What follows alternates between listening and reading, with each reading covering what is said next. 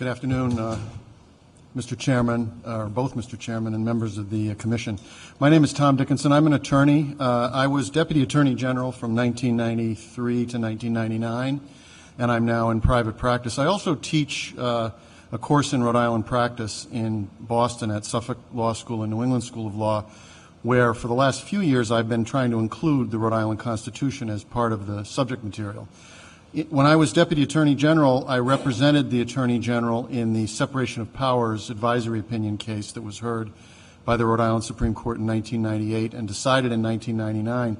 We took the position in that case that separation of powers was not within the Rhode Island Constitution, at least not in the way it was being advocated by Governor Almond, and that the General Assembly retained its authority to participate in boards and commissions, and the only thing that could change that would not be a court decision, but an amendment to the Constitution, which of course did occur then in, I'm guessing, approximately 2002 or 2004.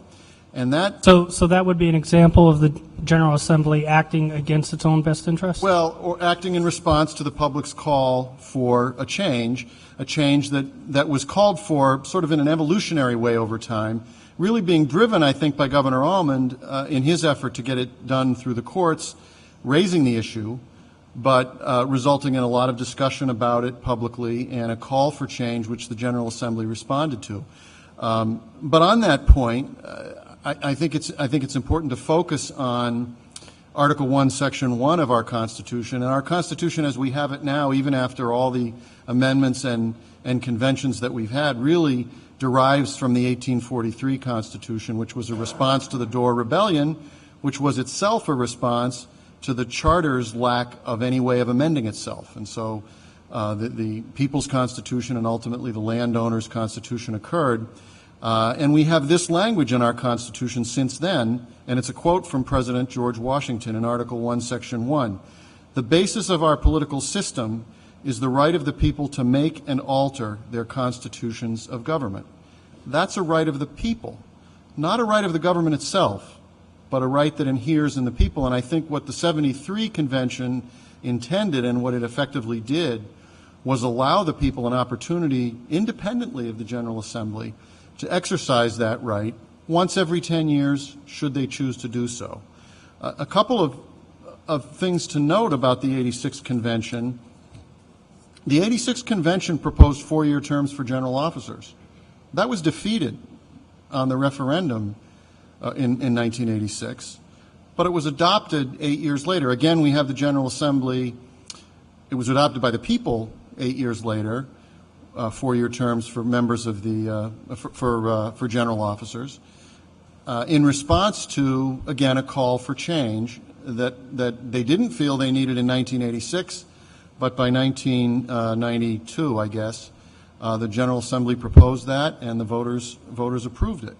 So the concerns about what might happen at a convention have to be tempered by the recognition that the General Assembly has the power to propose constitutional amendments to correct whatever happens at the Constitutional Convention, should the voters approve something that they later regret approving, as they did regret, I suppose, rejecting the 4-year terms and then ultimately adopted.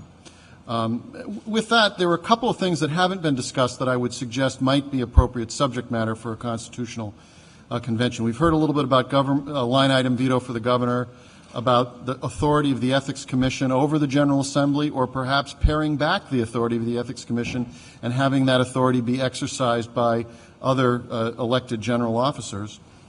Whether the lieutenant governor and the governor should be elected together, or whether we even need a lieutenant governor. Several states have eliminated lieutenant governors in the last 10 years or so, and that's certainly worth looking at. And if you're concerned about the cost of a constitutional convention, maybe the cost of eliminating a general office could be weighed against that by the convention. Having said that, I think consideration should be given to adding a general office. There are some states that have an elected auditor. I know Massachusetts does, and there are other states that do. And I know from my experience in the Attorney General's office, where we prosecuted a number of public corruption cases in the mid-1990s, it was very helpful to have the assistance of the Bureau of Audits, which is within the executive branch in the Department of Administration, but it is within the executive branch and within the governor's control. And so an independent auditor, an independently elected general officer auditor, who has authority independent of the governor and independent of the attorney general for that matter, is something worth looking at in determining or in looking for ways that we might address public concerns about corruption within government. And I think there are probably reasons not to do it, but it certainly should be examined. So those are the only additional points that I wanted to add beyond what others have said, and if there are any questions, I'd be happy to answer them. Thank you. Any questions? Thank you. Thank you very much.